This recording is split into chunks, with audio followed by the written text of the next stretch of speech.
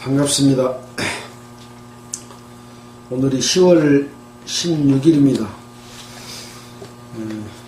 오늘 서울에서는 재경 공향후회 체육대회 모임이 있는 날이어서 공에서 많은 사람들이 아마 올라갔을 거예요.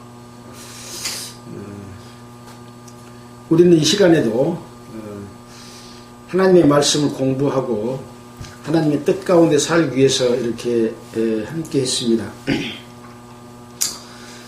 오늘은 사사기 4장을 공부할 시간입니다. 지난주일에 4장 하려고 했는데 1장부터 3장 복습하면서 어제 지난주 시간에는 다 시간을 보냈습니다. 사사기 내용에 대해서 무슨 내용인지 대강 어느 정도는 알고 계시죠?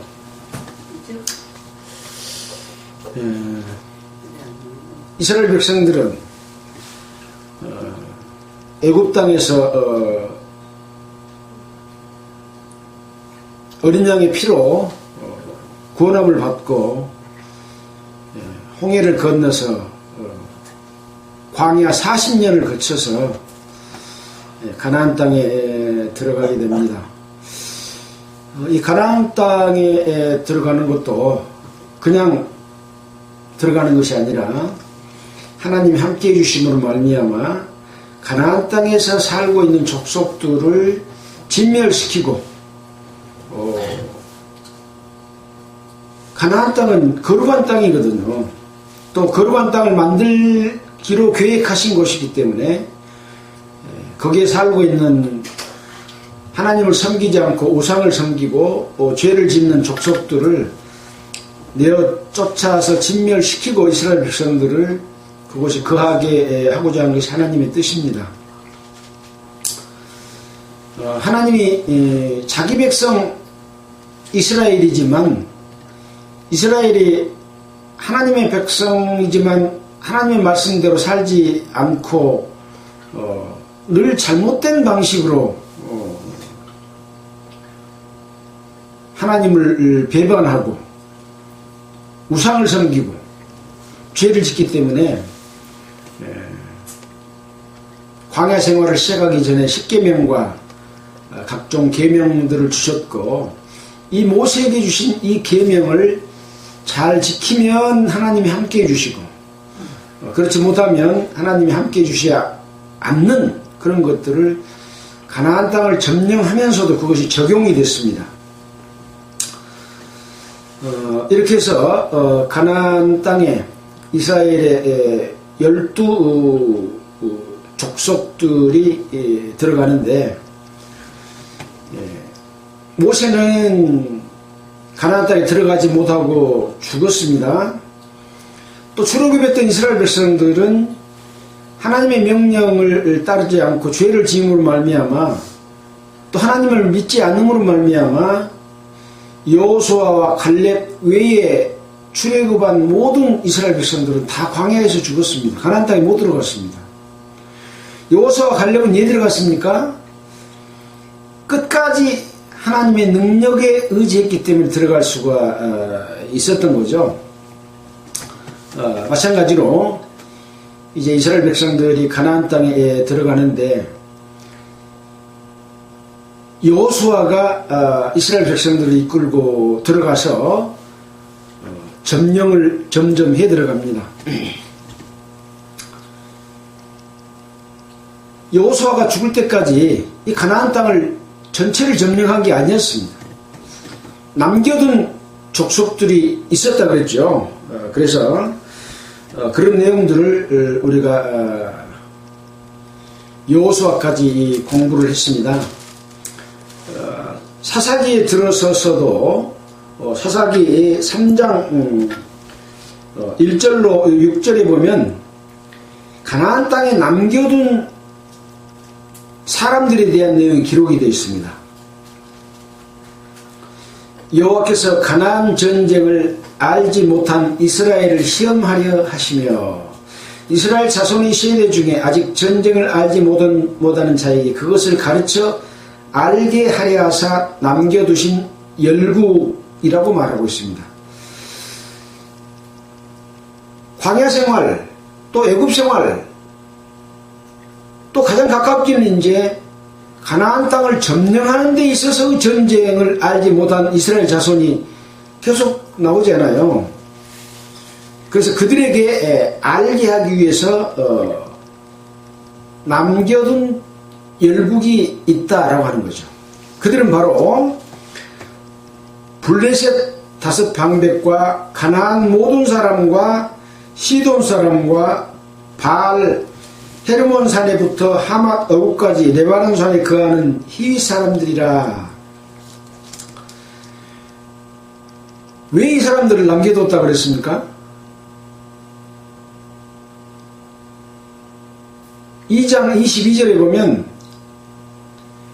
남겨둔 열국을 다시는 그들 앞에서 하나도 쫓아내지 아니하리니 이는 이스라엘이 그 열조에 지킨 것 같이 나 여호와의 도를 지켜 행하나 아니하나 그들로 시험하려 함이라. 하나님이 주신 율법, 계명들을 지킨지 안 지킨지 시험하기 위해서 남겨뒀다. 그렇게 말씀을 하고 있습니다.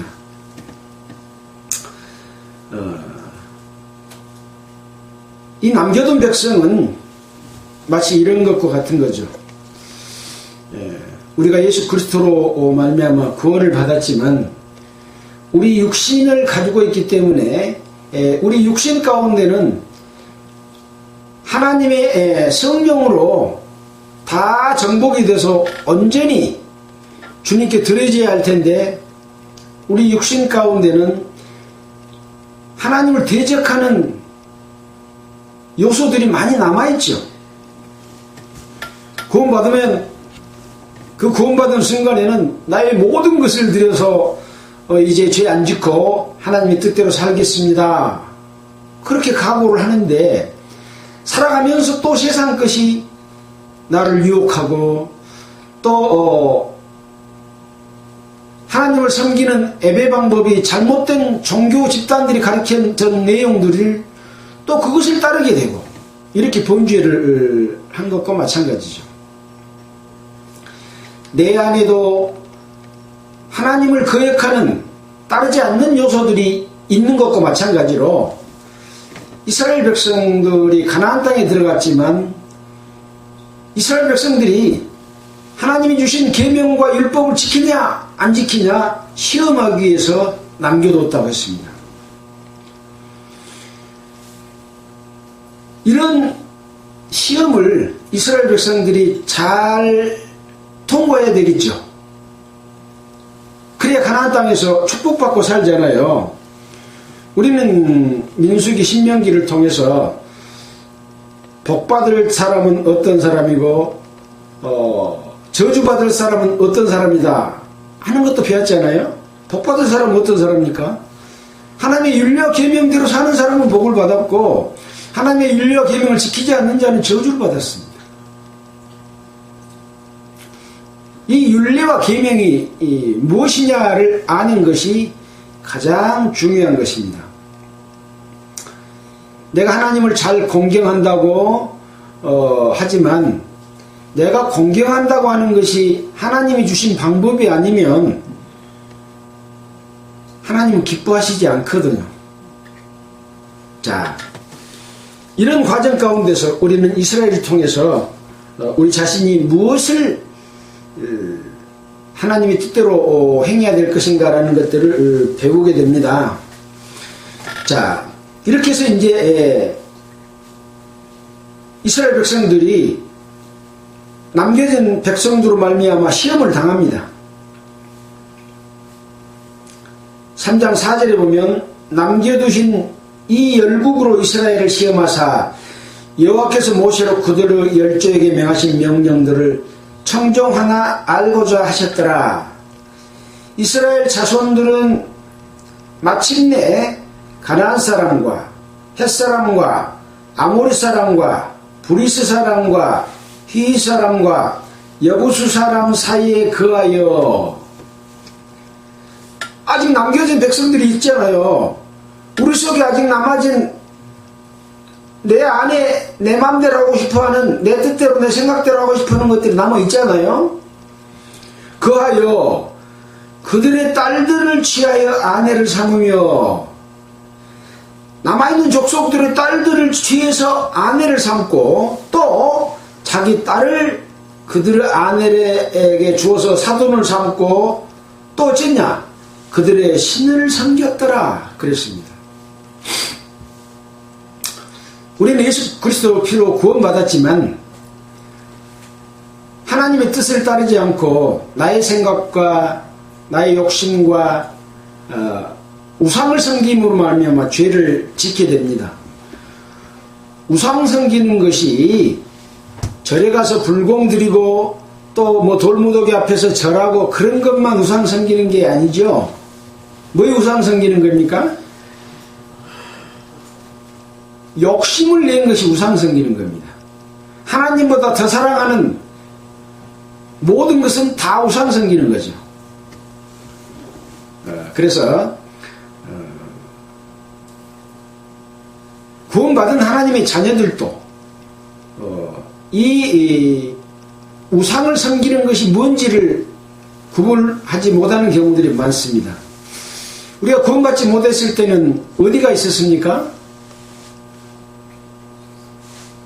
복음은 전에서 들어왔지만 그런 교회들이 복음이 떠나서 다 변질돼서 그냥 기독교 종교로 남아있는 그런 속에서 있다가 어느 날 예수 그리스도의 피로 말미암아 죄사함을 받게 됨으로 말미암아서 그동안에 이 교파에서 잘못 가르쳤구나 하는 것을 알고 거듭나는 경험을 했잖아요. 거듭나는 경험을 했는데도 불구하고 나중에 다시 그들이 했던 방식대로 예배를 드리게 되면 그게 우상 섬기는 것이 되는 거예요. 왜 그렇습니까? 하나님께 예배 드리는 방법은 정해져 있어요. 신령과 진정으로 외형과 형식대로 드리는 것이 아니라 우리의 몸을 하나님 앞에 거룩한 산 제사로 드리는 제사, 이게 바로 예배거든요. 근데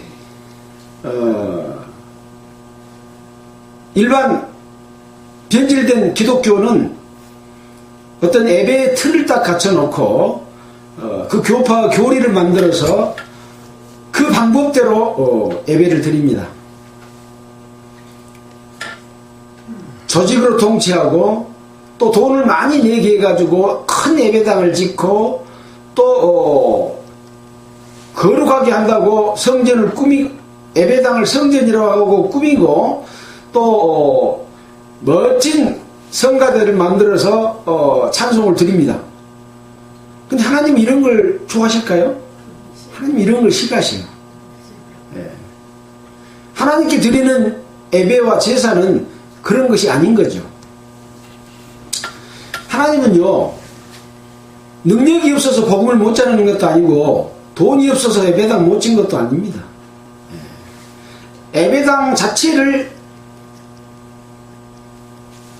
중요하게 생각하는 것이 아니라 그 안에 있는 성도들의 생명, 하나님의 자녀가 된 자들이 하나님 앞에 거룩하게 사는 것을 중요하게 생각하거든요. 이렇게 잘못된 속에서 우리가 구원을 받고도 또 그 길로 돌아가는 것, 이것이 바로 우상 섬기는 것이다 라는 말씀이죠. 이런 상황이 됐을 때 하나님께서는 어떻게 하실까요? 이스라엘 자손이 여호와의 목전에서 악을 행하여 자기들의 하나님 여호와를 잊어버리고 바알들과 아세라들을 섬긴지라. 그래서 여호와 하나님께서는 이스라엘에게 진노해가지고 그들을 메소포타미아 왕 구산 리사다임의 손에 자기 백성 이스라엘 백성을 팔아먹었다. 여러분의 자녀를 팔아볼 수가 있습니까? 근데 하나님은요, 하나님 섬기지 않고 다른 신을 섬기니까 팔아버렸어요. 팔아버리면 하나님의 백성입니까? 아닙니까? 팔아버리면 아닌 거예요. 팔아버렸습니다. 그래가지고 이스라엘 자손이 구산 리사다임을 8년 동안 섬겼습니다. 8년 동안 이 가나안 땅에 살고 있는 이 왕, 메소포타미아 왕에게 섬김을 받으니까 이스라엘 백성들이 얼마나 힘들었겠습니까? 그러니까 이제 9절에 보면 이스라엘 자손이 여호와께 부르짖음에 이렇게 팔린 것을 알고 하나님을 배신한 것을 알고 돌이켜서 하나님께 구원을 요청하며 하나님께서 갈레브 아우 그나스의 아들 온니엘이라고 하는 사사를 보내서 이 구사다임의 왕을 멸망시키고 승리를 하게 해줍니다. 그래서 이 온니엘과 이스라엘 백성은 40년 동안 아주 태평하게 살았습니다. 40년 산 이후에 온니엘이 죽었습니다. 그러니까 또 이스라엘 자손이 여호와의 목전에서 또 악을 행하니라. 이스라엘 자손이 여호와의 목전에서 악을 행함으로 이번에는 모압 왕 에굴론을 강성하게 해가지고 이 아말렉 자손들을 모아가지고 이스라엘을 종려나무 성읍을 점령해서 이스라엘 자손이 모압 왕 에굴론을 18년 동안 섬기게 해버렸습니다. 그러니까 사사를 보내서 구원하게 했지만은 또다시 여호와를 버리고 또 우상을 섬기니까 또다시 다른 나라를 들어서 이스라엘 백성들을 이 왕에게 18년을 섬기도록 했습니다. 시험을 지금 몇 번 했습니까? 2번 했죠. 2번 다 이스라엘 백성이 실패해가지고 종이 됐다가 다시 어쩌니까 하나님이 또 사사를 보내주셔요. 여호와께 부르짖어야 사사를 보냅니다. 이렇게 18년을 모압 왕 에글론을 섬기고 있을 때 이스라엘 자손이 여호와께 부르짖음에 여호와께서 그들을 위하여 한 구원자를 세우셨다. 또 구원자 에웃을 세워가지고 이 에웃이 이 에글론을 죽이고 또 점령을 해서 또 구원해냈습니다. 이렇게 3번이나 여호와를 배신하고 우상을 섬기는 일을 했지만 하나님께서는 하나님께 구원을 요청하면 하나님이 또 구원해 주셨습니다.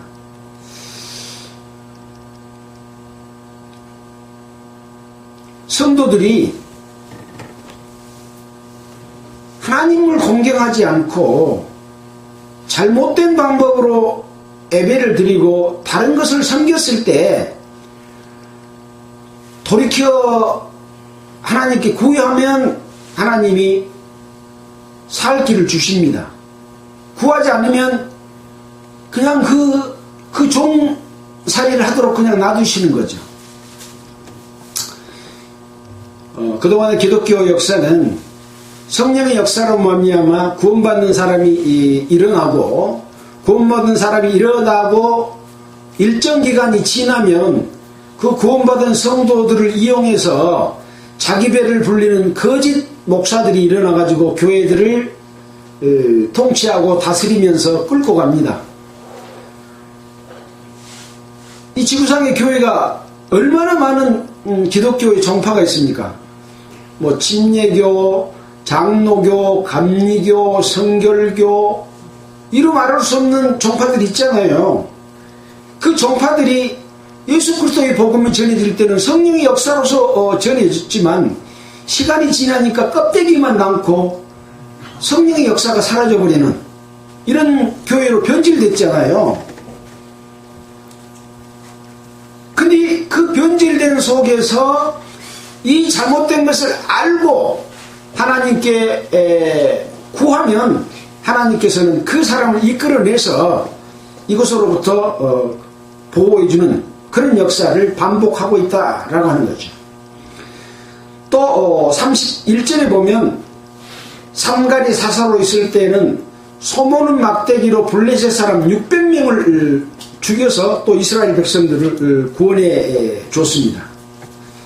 역시 이스라엘에게 어떤 어려움이 닥쳤을 때는 하나님을 공경하지 않고 우상을 섬겼으니까 공경을 당했지만 또 사사 삼갈을 통해서 소모는 막대기로 가지고 블레셋 사람 600명을 죽여서 이스라엘을 구원해 주신 분은 누굽니까? 여호와 하나님이시죠. 자, 오늘 4장에서는 이제 또 사사 드보라를 보내준 내용이 또 기록이 되어 있습니다. 자, 사사 3강까지는 에훗이 살아있을 때에 일어났었던 일이고 4장에는 이제 에훗이 죽은 후에 이스라엘 자손이 또 여호와의 목전에서 악을 행하며 왜 이렇게 하나님의 백성은 자꾸 여호와의 목전에서 악을 행할까요? 이 악을 행하는 것이 무엇일까요? 가장 큰 것은 우상 섬기는 겁니다. 우상 왜 섬겨요? 가나안 땅에 살고 있는 족속들과 함께 결혼하고 또 사돈 삼고 사위로 삼고 그렇게 하면서 그들의 방법대로 그들이 섬기는 신을 섬기는 거죠. 잘못된 종교 종파 속에 있으면서 구원이 뭔지도 몰랐다가 예수 그리스도의 피로 말미암아 구원을 받았는데 또 그 방법으로 돌아가는 거예요. 이게 우상 섬기는 거예요. 여호와의 목전에서 악을 향하는 겁니다. 그래서 이번에는 여호와께서 하솔에 도읍한 가나안 왕 야빈의 손에 이스라엘 백성들을 또 파셨습니다.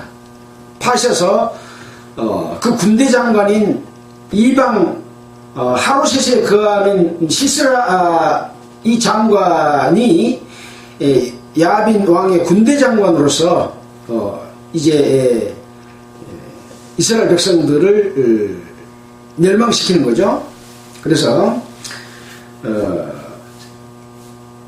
이 야빈 왕은 철병거 900승이 있어서 20년 동안 이스라엘 자손을 심히 학대한 거로 철병거 900승이 있다고 하는 것은 아주 강한 나라지요. 이때 당시 철병거 900승이 있었답니다. 자, 이렇게 강한 나라라고 하는 것은 뭘 의미합니까? 마귀의 그 힘을 이용해서 기독교가 종교화되어 있는 집단이 조직적으로 철병거 900승을 가지고 있는 것과 같은 거예요. 교회도 크고 좋고 성도도 많고 통치 능력이 있는 그런 나라와 같은 거죠. 근데 어떻게 돼요? 그 섬기는 방법이 하나님이 주신 방법대로 섬기는 것이 아니라 잘못된 방법으로 제사를 지내고 제사를 지냈는데 지낸 제사가 하나님께 드리는 제사가 아니라 마귀에게 다른 신에게 드리는 제사가 되는 것이죠. 이렇게 20년 동안 이스라엘 자손을 심히 학대했다 그랬습니다. 성도들이요, 예수 그리스도 피로 구원받았지만 종교 집단에 들어가면 종교 집단이 가르치는 대로 질질 끌려다니고 돈 바치고 나중에 가서 재산을 탕진하고 그들의 종이 돼서 이렇게 하는 것이 신앙생활인갑다 그렇게 그냥 살아버려요. 거기서 나오기가 어려워요. 내가 지금 하고 있는 이 신앙생활은 성경에서 말한 십계명과 각종 율례와 계명들과 합당한지 안 한지를 모르면 그냥 교인 생활하는 거예요. 근데 그것을 이끌고 있는 자는 거짓 사도다는 거죠. 지금 기독교 종교 정파가 대부분 이렇게 변질되어 버렸습니다. 자, 이렇게 해서 20년 동안이나 이스라엘 자손을 심히 학대했다.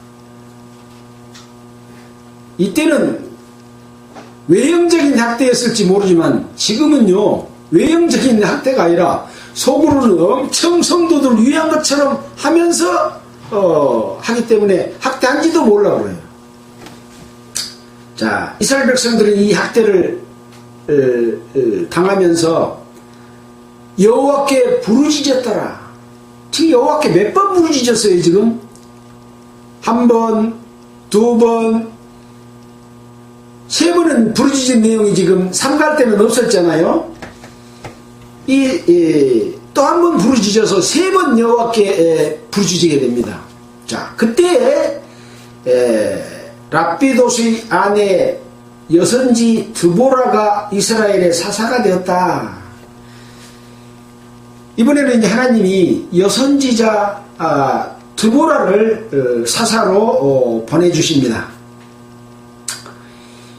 이 드보라는 에브라임 산지 라마와 베델 사이에 드보라의 종려나무 아래 거하였고 이스라엘 자손은 그에게 나아가서 재판을 받더라. 이 드보라는 사사로 부름을 받았는데 이 여선지자 드보라는 이스라엘 백성을 재판하는 위치에 있는 이 여자를 이렇게 하나님께서 들어쓰시는 경우가 여기가 기록이 되어 있는 거죠. 종려나무 아래서 재판을 하고 있었던 거죠. 그때 드보라가 이제 사사로 부름을 받고 바락을 불러다가 그에게 말하되 이스라엘 하나님 여호와께서 이같이 명하지 아니하셨느냐 이르기를 너는 납달리 자손과 스불론 자손 1만 명을 거느리고 다볼산으로 가라.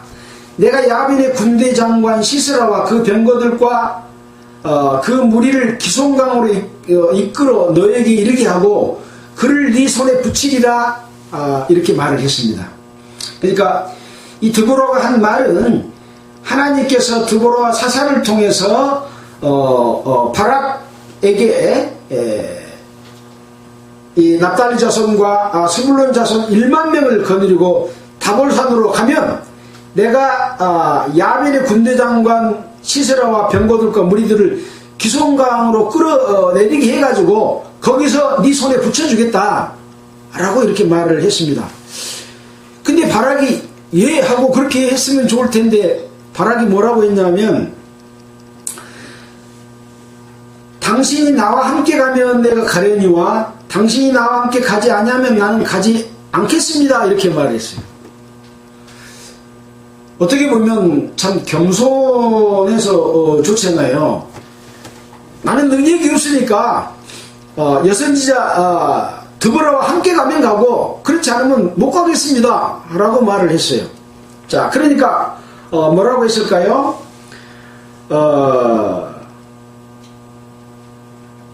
9절에 보면 가로되 내가 반드시 너와 함께 가리라.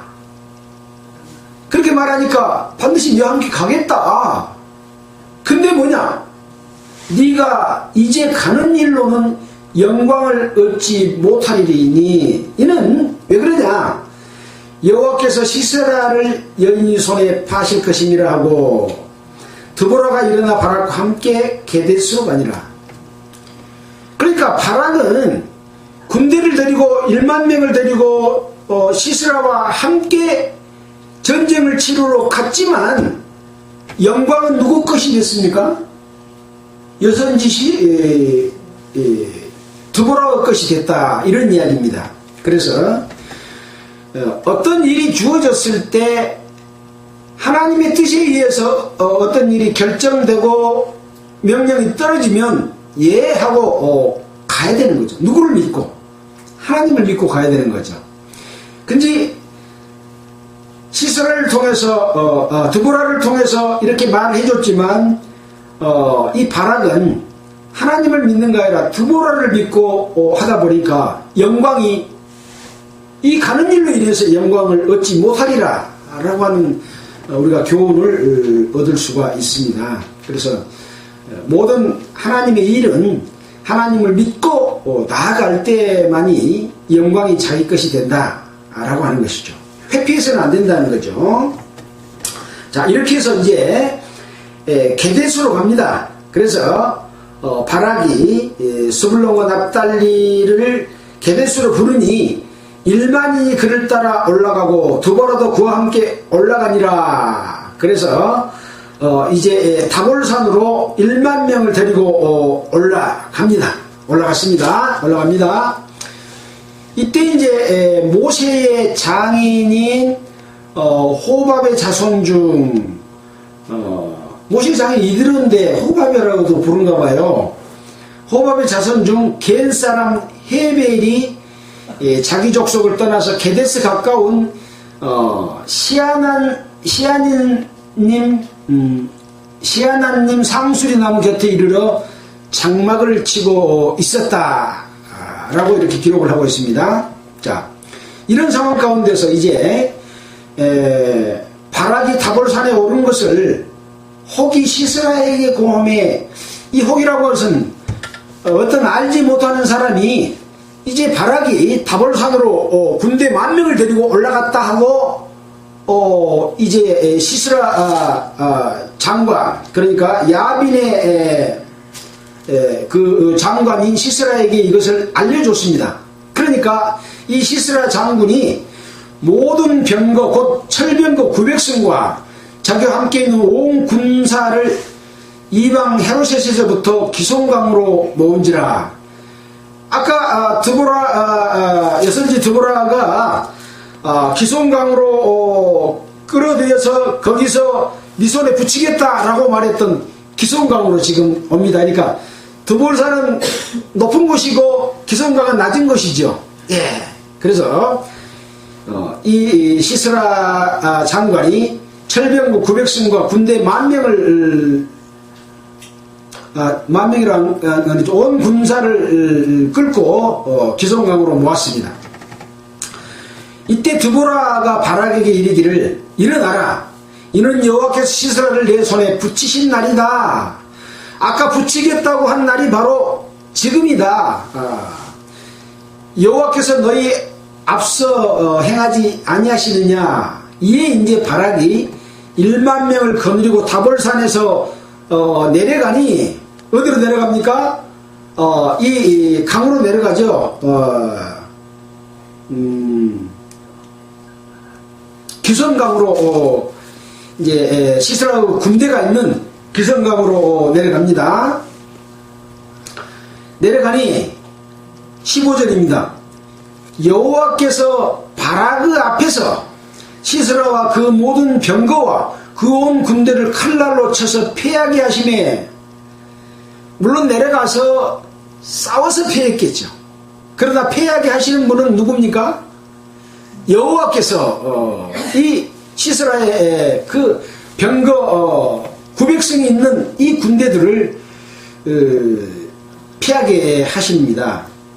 자, 그러니까 시스라가 병거에서 내려서 도보로 도망한지라 바락이 그 병거들과 군대를 추격하여 이방 하로셋에 이르니, 아까 시스라가 어디서 출동했어요? 하로셋에서부터 출동을 해가지고 이 강으로 왔잖아요. 출동했던 데까지 도망을 갔습니다. 바락이 그 병거들과 군대를 추격하여 이방 하로셋에 이르니 시스라의 온 군대가 다 칼에 엎드려졌고 남은 자가 없었더라. 그 출동했던 자리까지 가가지고 전부 진멸시키고 남은 자가 없었습니다. 근데 도망한 자, 이 시스라에 대해서 이제 17절에 나옵니다. 시스라가 도보로 도망하여 겐 사람 헤벨의 아내 야엘의 장막에 이르니, 겐 사람 헤벨은 누굽니까? 아까 모세의 장인 호밥의 자손 중에 겐 사람 헤벨이 게데스 가까운 곳에 상수리 곁에 장막을 치고 있었잖아요. 이 시스라가 도망을 가서 이 겐사람 헤벨이 장막에 이르렀습니다. 이 장막에는 이제 헤벨과 그의 아내 야벨이 장막에 있습니다. 하솔왕 야비는 겐사람 헤벨의 집과 화평이 있습니다. 이 시스라 장관의 왕인 하솔 왕은 겐사람 헤벨과 화평하게 살고 있는 그런 관계였습니다. 그러니까 이 장관이 이 헤벨의 집으로 도망간 거죠. 자, 야엘이 나가 시스라를 영접하며, 야엘은 누굽니까? 겐사람 헤벨의 아내지요. 아내가 나가서 시스라를 영접하며 그에게 말하되 나의 주여 들어오소서, 내게로 들어오시고 두려워하지 마소서 하며 그 장막에 들어가니 야엘이 이불로 덮으니라. 이제 자기 장막으로 들어오게 하고 이 시스라를 이불로 덮어줍니다. 시스라가 그에게 말하되 청하노니 내게 물을 조금 마시우라. 내가 목이 마르도다 하며 이제 이불을 덮고 숨어서 이 헤벨의 아내 야엘에게 물을 좀 마시게 해라. 내가 목이 마르다. 그러고 이제 하니까 젖부대를 열어서 그에게 마시고 그를 덮으니 그가 또 가로되 장막문에 섰다가 만일 사람이 와서 너에게 묻기를 여기 어떤 사람이 있냐고 물어보거든 너는 없다고 말해라 하고 그가 곤비하여 피곤해서 깊이 잠을 자게 됩니다. 뭔 상황인지 알겠죠? 이 장관이 도망가서 헤벨의 집에 들어가게 됐는데 그 아내가 이렇게 영접해가지고 이불 덮어서 해주니까 물 좀 주라 하니까 물을 준 거 아니라 젖부대를 열어서 마시게 하고 하니까 또 이 시스라 장군이 너가 오면 나 없다고 해라. 아무도 없다고 해라. 이렇게 말을 했다. 이런 이야기입니다. 자, 21절에 그러면 이 헤벨의 야엘이 어떻게 했냐 하는 것이 기록이 되어 있습니다. 그가 곤비하여 깊이 잠든지라 헤벨의 아내 야엘이 장막 말뚝을 취하고 손에 방망이를 들고 그에게로 가만히 가서 말뚝을 그 살적에 박음에 말뚝이 꿰뚫고 땅에 박히니 시스라가 기절하여 죽으니라. 이 여자가 천막 치는 말뚝, 아마 그러니까 이게 나무 말뚝인지 새 말뚝인지는 몰라도 잠자고 있는 살에다가 이것을 방망이로 박아가지고 땅속까지 박아버린 거예요. 네. 그러니까 기절해서 죽었다라고 기록을 하고 있습니다. 자, 이제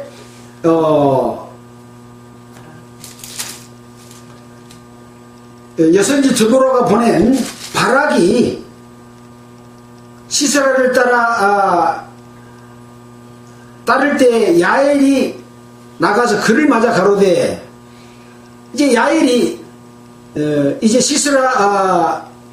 시스라는 지금 10,000명을 거느리고 선지자가 보내서 온 지금 장관이잖아요. 그들 나가서 그를 맞아 가로되 오라 내가 너의 찾는 사람을 너에게 보이리라. 바락이 그에게로 들어가 보니 시스라가 죽어 누워있고 말뚝은 그 살적에 박혔더라. 자기가 죽여놓고 야엘 장관에게 가서 이것을 보여준 겁니다. 그것을 이제 확인했잖아요. 23절에 이와 같이 이날에 하나님이 가나안 왕 야빈을 이스라엘 자손 앞에서 패하게 하신지라. 모세의 장인 호밥의 자손 겐사람 헤벨의 아내까지 이 도움을 줘서 이 야빈의 군대 장관도 죽이고 야빈 왕도 이스라엘 자손 앞에서 하나님께서 패하게 하신지라 라고 했죠. 이런 일을 할 수 있는 것은 이스라엘 군대가 강해서가 아니라는 거죠. 우리가 뭘 잘해서 하나님을 공경한 게 아니라는 것이죠. 하나님이 해 주시니까 그런 일이 일어날 수 있는 것이죠.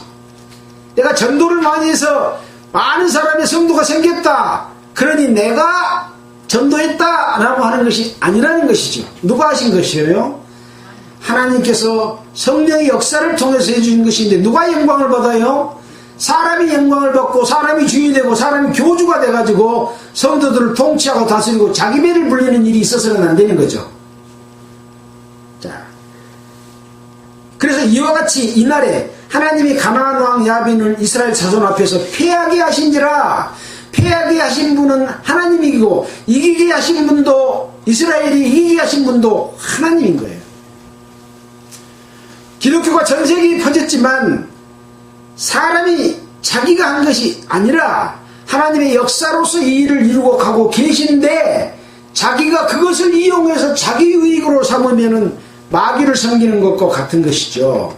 여기에 속아 넘어가면 안 되는 거죠. 자, 24절입니다. 이스라엘 자손의 손이 가나안 왕 야빈을 점점 더 이기어 마침내 가나안 왕 야빈을 진멸하였더라. 이기게 하였고, 구체적으로는 이제 가나안 왕을 점점 더 마침내 이 가나안 왕 야빈을 진멸하기까지 했다라고 하는 내용이 기록이 되어 있습니다. 자, 이렇게 진멸을 하고 5장에서는 드보라와 바락이 노래한 내용이 5장에 기록이 되어 있습니다. 이럴 때는 뭔 노래를 하겠습니까? 그 있었던 일들을 돌이켜 생각하면서 하나님께 감사하는 노래하겠죠. 또 잘못된 부분도 노래하겠죠. 왜? 이것을 상기시키고 노래를 만들어서 교훈을 줘서 이것을 기억하고 하나님의 방법대로 살아라 하기 위해서 드보라와 바락이 노래를 한 내용이 기록이 되어 있습니다. 모세가 홍해를 건넌 다음에 노래를 불렀잖아요. 하나님께서 능력으로 함께 해주셔서 애굽 땅에서 구원의 10가지 재앙을 내렸고 또 홍해를 갈라지게 했고 우리를 이곳까지 인도해냈다 하고 노래를 불렀던 것과 같은 거죠. 누구에게 노래한 겁니까? 하나님께 노래한 거죠. 감사의 노래를 한 거죠. 이스라엘 백성들에게는 이것을 다시 한번 상기시키고 잊지 말라고 하는 거죠. 자, 그래서 그 노래 내용을 보니까 이스라엘 두령이 그를 영소라 했고 백성이 즐거이 헌신하였으니 여호와를 찬송하라. 너희 왕들아 방백들아 귀를 기울이라. 곧 내가 여호와를 노래할 것이요 이스라엘 하나님이 여호와를 찬송하리로다. 여호와의 주께서 세일에서부터 나오시고 에돔들에서부터 진행하실 때 땅이 진동하고 하늘도 쉬어서 구름이 물을 내렸나이다. 그러니까 지난날 역사를 통해서 세일에서 어떤 일이 있었습니까? 이스라엘 백성이 우상을 섬기고 간음하고 이런 일이 있는 부올의 사건이 있을 때 바로 가나안 땅으로 들어갈 수가 있었지만 여호와께서 다시 광야로 다시 돌아와서 이스라엘 땅을 가도록 한 것이 몇 년이었습니까? 39년 동안을 그렇게 돌렸지 않습니까? 그때 세일산에서 회정하여 여러 날 동안 세일에 두루 행하였더니 이때 앞으로 행해라 라고 말씀했던 것이 세일에서부터 나오시고 이런 내용이 그런 내용인 거죠. 이스라엘 백성이 잘못해서 그냥 1년 만에 갈 가나안 땅을 못 들어가고 광야를 다시 돌아서 가게 하면서 이스라엘 백성들이 그때 다 죽었습니다. 홍해 건넌 이스라엘 백성들이 다 죽었어요. 여호수아와 갈렙만 살았잖아요. 이런 일을 하신 하나님께 찬송하면서 땅이 진동하고 하늘도 쉬어서 구름이 물을 내렸다. 산들이 진동했다. 저 시내 산도 이스라엘 하나님의 여호와 앞에서 진동했다. 이렇게 말을 하고 있고 또 산갈의 날에 산갈이 아까 소모는 막대기로 몇 명을 죽였다 했습니까? 블레셋 사람 600명을 죽였을 때도 또 야엘의 날에도, 야엘은 누굽니까? 아까 모세의 장인 겐사람 헤벨이 그의 아내가 그 시스라를 죽일 때도 어쨌다고요? 대로가 비었고 행인들은 소로로 다녔도다. 이 대로가 왜 비일까요? 대로가 비었다. 도로가 황폐해지고 대로가 황폐해서 행인이 끊어지며 라고 하는 내용을 관주로 제시를 하고 있습니다.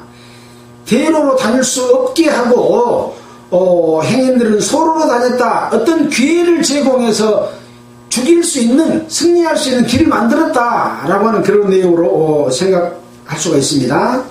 자, 그래서 이 모두는 다 하나님께서 그렇게 하실 수 있도록 여건을 만들어 주신 거죠. 이스라엘의 관원이 그치고 그쳤더라 더니 나 드보라가 일어났고, 이스라엘 백성들이 그 전쟁의 이김으로 말미암아 80년 동안을 태평하게 지냈는데 또 여호와의 목전에서 악을 행함으로 말미암아 아무도 하나님 앞에 올바로 드린 자가 없었는데, 그때 이스라엘의 관원이 그치고 그쳤더니 나 드보라가 일어났고 내가 일어나서 이스라엘의 어미가 됐다. 무리가 새 신들을 택함으로 그때의 전쟁이 성문에 미쳤으나, 이스라엘 백성들이 또다시 우상을 섬기고 죄악을 범함으로 말미암았는데 새 신을 택했다. 바로 그것은 그래서 전쟁이 미쳤으나 이스라엘 4만 명 중에 방패와 창이 보였던 거, 내 맘이 이스라엘의 방백을 사모하면 그들이 백성 중에서 즐거이 헌신했기 때문이다 라고 이렇게 이 찬양을 하고 있습니다. 노래를 지어서. 자, 그러면서 이제 밑에 보면 여호와를 찬송해야 되는 여러가지 이유를 설명하고 있습니다. 흰 나귀를 탄 자들, 귀한 하문석에 앉은 자들, 길에서 행하는 자들아 선파할지어다. 선파라는 말은 무슨 말이냐면은 베풀선 씨 뿌릴 파 널리 세상에 뿌려 알려라. 활 쏘는 자의 짓거림에서 멀리 떨어진 물 깊는 곳에서도 여호와의 의로우신 일을 칭술하라. 칭찬하여 말하라. 그런 말이죠. 여호와의 백성이 성문에 내려갔도다. 깰지어다 드보라여. 드보라는 선지자를 향해서 말하는 것이죠. 깰지어다 눈머리할지어다 일어날지어다 바라기여. 이 선지자가 보낸 장군이여, 아비노함의 아들이여, 네 사로잡은 자를 끌고 갈지어다. 그때 남은 귀인과 백성이 내려왔고 여호와께서 나를 위하여 용사를 치시려고 강림하셨다. 여호와께서 강림하셔가지고 이 용사들을, 그 강한 군대들을 다 물리쳐 이겨줬다 라고 지금 찬송하고 있는 거죠. 에브라임에서 나온 자는 아말렉의 뿌리 박힌 자요, 그 다음에 베냐민은 백성 중에서 섞였으며, 이 에브라임은 아말렉 사람들이 살고 있는 산지입니다. 그들은 바로 아말렉의 뿌리 박힌 자들이고, 또 베냐민은 너희 백성 중에 섞였다. 이 베냐민은 사사기 1장 21절에 보면 베냐민 자손은 예루살렘에 거한 여부수 사람을 쫓아내지 못하였다. 그래서 함께 거하였다.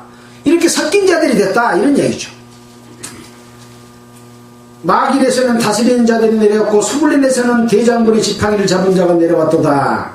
이 이스라엘 군대 10,000명이 집결해서 나아갈 때 바로 대장군의 지팡이를 잡은 자가 내려왔다라고 하나님께서 함께 하심으로 말미암아 군대의 강함을 이렇게 설명하고 있습니다. 15절에 이사갈의 방백들이 드보라와 함께하니 이사갈의 심사를 바락도 가졌도다.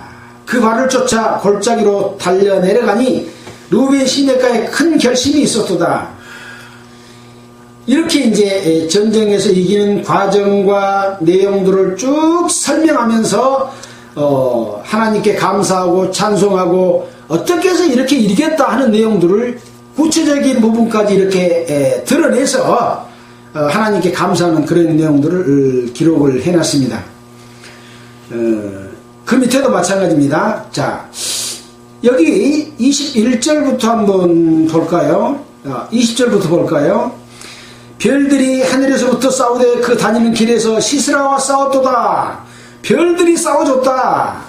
기손강은 그 무리를 표류시켰으니 기손강은 옛강이라 내 영혼아 내가 힘 있는 자를 밟았도다. 그때 군마가 빨리 달리니 말급소리는 땅을 울리도다. 여호와의 사자의 말씀에 메로스를 저주하라. 너희가 거듭거듭 그 거민을 저주할 것은 그들이 와서 여호와를 돕지 아니하며 여호와를 도와 용사를 치지 아니하였음이니라 하시도다. 이렇게 모세의 족속의 아들인 아내까지 와서 그 군대 장관을 시스라를 죽였는데 메로스는 이스라엘의 군대를 도와주지 않았습니다. 그래서 그 도와주지 아니한 자에게 대해서 저주를 하는 거듭거듭 그 거민을 저주할 것은 그들이 와서 여호와를 돕지 아니했다. 또 용사를 치지 아니했다. 라고 말하고 있습니다. 하나님의 역사가 일어나고 옳지 않는 방법들로 진행되고 있을 때 그 하나님의 역사에 대해서 함께하고 참여해서 힘을 모아야 된다. 근데 왜 너는 메로스 너는 거기에 참여하지 않았냐? 그러니 너는 저주를 받을 사람이다. 그런 얘기죠. 우리가 입을 다물고 있으면 안 됩니다. 잘못된 것에 대해서 지적하고 그 잘못된 것을 이 모세의 그 자손 중에 장인 중에 자손 중에 겐사람 헤벨의 아내처럼 살적을 이 천막 세우는 그 장대로 갖다가 박아서 죽일 정도로 함께 악한 자를 멸망시키는 일들을 해야 되는데 왜 안 했냐라고 저주하신다 이런 말씀인 거죠. 24절에 보니까 겐사람 헤벨의 아내 야엘은 다른 여인보다 복을 받을 것이니 시스라를 죽인 그 여자는 야엘은 복을 받을 것이니 장막에 거한 여인보다 더욱 받을 것이오되 시스라가 물을 구하며 우유를 주되 물을 구할 때 아까 먼저 젖병에서 뭘 줬다 그랬잖아요. 우유를 주되 곧 엉킨 젖을 귀한 그릇에 담아 주었고 손으로 장막 말뚝을 잡으며 오른손에 장인의 방망이를 들고 그 방망이로 시스라를 쳐서 머리를 뚫어 곧 살적을 꿰뚫었도다. 여기 보니까 아까는 어디 뚫은 것이 안 나왔는데 머리를 뚫게 머리를 뚫었다 이렇게 이야기를 하고 있어요. 와 엄청나잖아요. 곧 살적을 꿰뚫었도다. 그래서 이런 적의 이 군대의 장관을 죽인 이 야에 대한 하나님의 축복을 이렇게 노래를 하고 있다라는 것이죠. 그가 그의 발 앞에 구부러지며 엎드려지고 쓰러졌고 그의 발 앞에 엎드려져서 그 구부러진 곳에서 엎드려 죽었도다. 시스라 장관이 죽었다는 이야기죠. 그러니까 시스라의 이 죽은 적군의 장관의 어미가 창문을 바라보며 살창에서 부르짖기를 그 병가가 어찌하여 더디 오는고 그의 병가가 바퀴가 어찌하여 더디 구는고 하며 이 자기 아들 장관이 이스라엘 백성을 쳐 죽이고 이기고 승리하고 올 것을 기다리고 있었다. 그런 내용까지 기록해 놓고 있는 거죠. 30절에 그들이 어찌 노량물을 얻지 못하였으랴 그것을 나누지 못하였으랴 사람마다 한두 처녀를 얻었으리로다. 시스라는 채색옷을 놀아가였으리니 그것은 수놓는 채색옷이라. 이게 가지고 한두 연애를 노력하고 또 채색옷을 뺏어 가지고 왔을 것이다 라고 이 적군의 장관이 자기 아들을 기다리면서 노래한 것이죠. 자 31절에 여호와여 주의 대적은 다 이와 같이 망하게 하시고 주를 사랑하는 자는 해가 힘있게 도둑같게 하시옵소서 하니라. 그 땅이 40년 동안 태평하였더라. 이렇게 이스라엘 백성은 여선지 두보라와 함께하는 바락, 그리고 함께 도왔던 겐사람 헤벨의 아내 야엘이 서로 협력함으로 말미암아 하나님의 능력으로 이스라엘을 심히 괴롭힌 그들을 쳐 부숴서 40년 동안 태평하게 해 주셨습니다. 늘 안타까운 것은 이런 하나님의 능력을 보고도 또 넘어져요. 또 세상 방법을 또 택해요. 기독교는 이렇게 내려왔습니다. 이스라엘 백성이 했던 것처럼. 이것은 남의 일이 아니라 개인적으로는 나요. 좀 더 크게 생각하면 우리 가족이요. 좀 더 크게 생각하면 우리 교회예요. 주님이 원하시는 주님의 몸된 교회 안에서 정말 가나안 땅에 이 악한 족속들을 전부 물리쳐서 가나안을 하나님의 성소로 만들고자 한 것 같이 내 안이 하나님의 성소가 되고 우리 교회가 성소가 되고 하나님의 백성들이 하나님의 거룩한 신부가 되게 하시는 일을 계속해 가고 계신다 라고 하는 것을 알려주고 있습니다.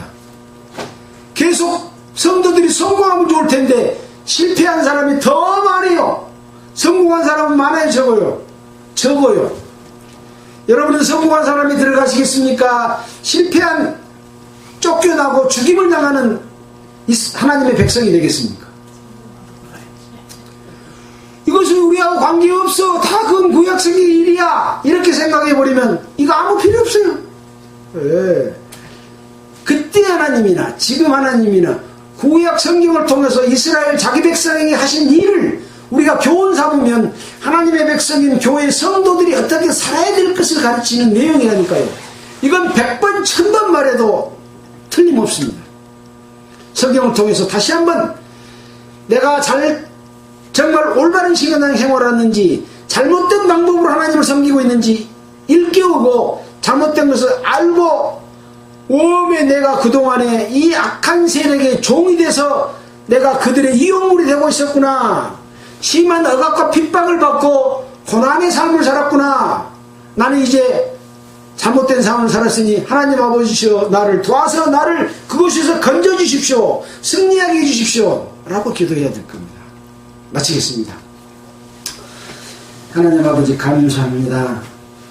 이스라엘 백성을 인도하신 하나님, 출애굽부터 광야 생활 그리고 가나안 땅을 점령하는 역사 가운데서도 이스라엘 백성은 하나님의 능력에 의지하지 아니하고 늘 자기 생각, 그 땅의 악한 족속들이 섬기는 그러한 방법과 친하게 가까이 지내면서 결국은 하나님을 배신한 우상을 섬기는 그런 삶을 살았다는 것을 교훈해주고 계십니다.